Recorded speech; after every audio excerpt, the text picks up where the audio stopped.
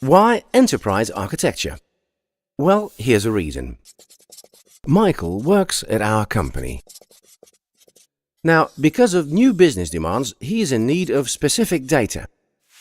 But his data is spread out over different applications.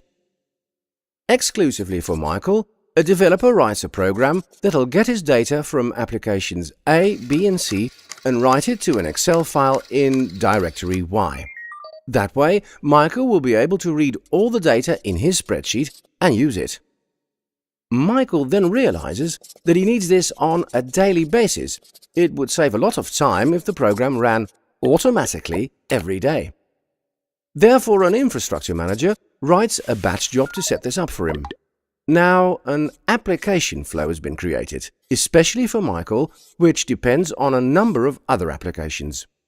But Michael is not the only one who wants to improve his efficiency, so multiply this situation by a few thousand.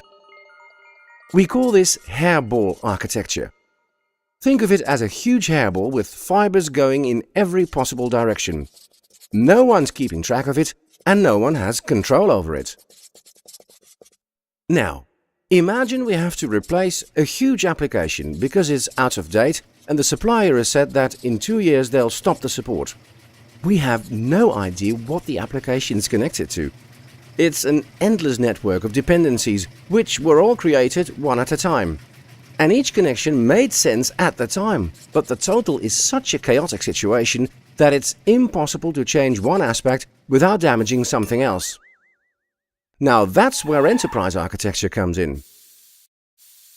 We have to deal with the IT landscape in such a way that people have the freedom to create improvements and that there's always room for innovation. Architecture makes sure that our IT landscape is robust as well as flexible and efficient. This requires a process to keep things organized. For this reason, each new project needs a project start architecture. This is created by a project architect who is part of the project team. He or she writes a plan explaining how the total landscape will look when the project is complete.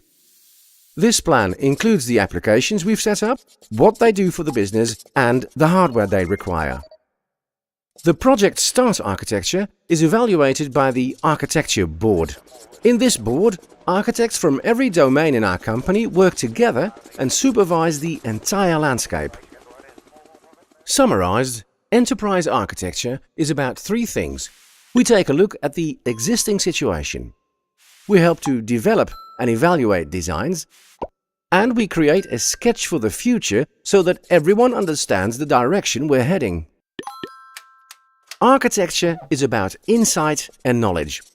The world doesn't lend itself to being easily understood or pinned down in rules. There's no way we can know what the regulators are going to say to us 3 years from now. But what we can do is make choices which will ensure that we will be flexible, robust and efficient in the future. Because in the end, it's all about maintaining our ability to change. That's why enterprise architecture.